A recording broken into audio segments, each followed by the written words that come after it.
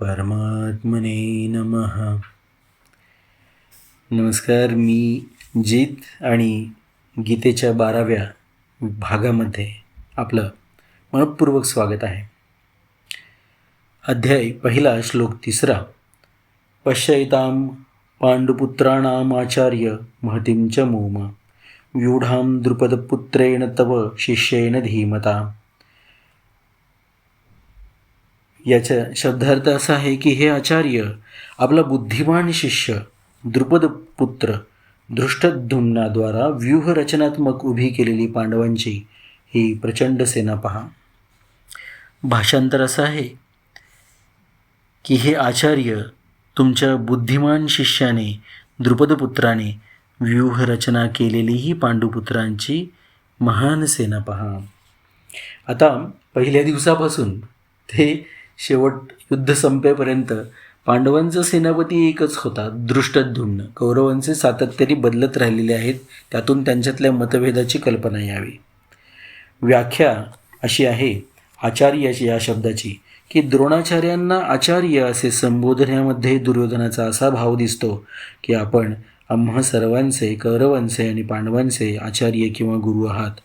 आम्हाला आपण शस्त्रविद्या शिकवली असल्याने आपण आम्हा सर्वांचे गुरु आहात, म्हणून आपल्या मनात कोणाचाही पक्षात वा ग्रह नसावा. पुढील व्याख्या अशी आहे, तव शिष्येन धीमता.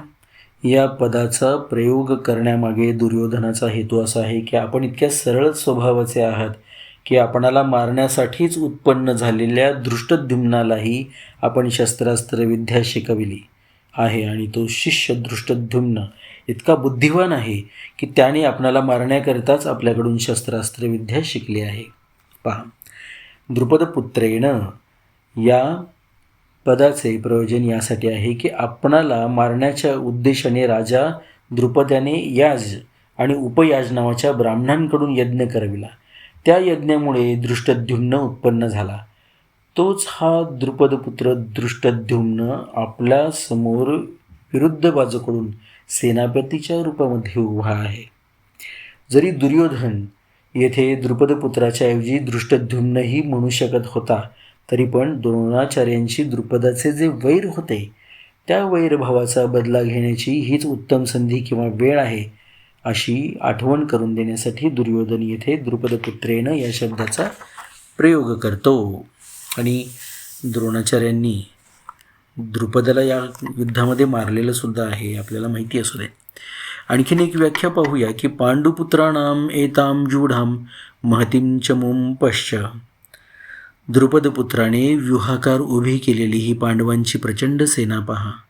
तात्पर्य, ज्या पांडवांविषयी आपणाला प्रीती आहे त्याच पांडवांनी आपल्याला म्हणजे द्रोणाचार्यांना मारणाऱ्या द्रुपदपुत्राला सेनापती पद देऊन व्यूहाकार सैन्य उभे करण्याचा अधिकार दिला आहे.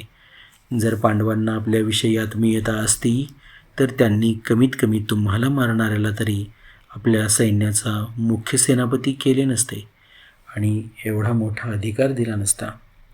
परंतु सर्व काही जाणत असूनही त्यांनी त्यालाच आपला सेनापती केले आहे. जरी कौरवांच्या सैन्यापेक्षा पांडवांचे सैन्य संख्येने कमी होते, अर्थात कौरवांचे सैन्य 11 अक्षौहिणी आणि पांडवांचे सैन्य 7 अक्षौहिणी होते, तरी पण दुर्योधन पांडवांच्या सैन्याला प्रचंड सेना म्हणून दाखवतो. पहा, महतीं च मुम असे शब्द मूळ श्लोकामध्ये वापरले गेलेले आहेत.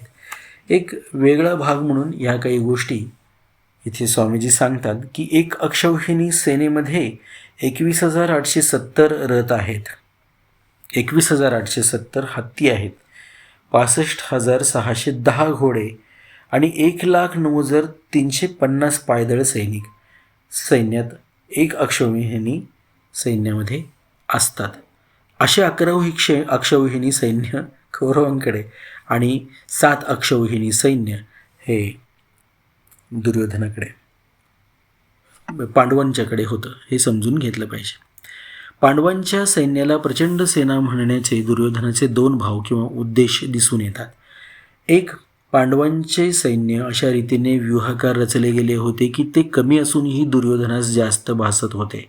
2, पांडवांच्या सैन्यातील सर्वचे सर्व योद्धे एकाच मताचे होते या एकीमुळे पांडवांची थोडी असलेली सेनासुद्धा बलाने उत्साहाने फार मोठी दिसत होती.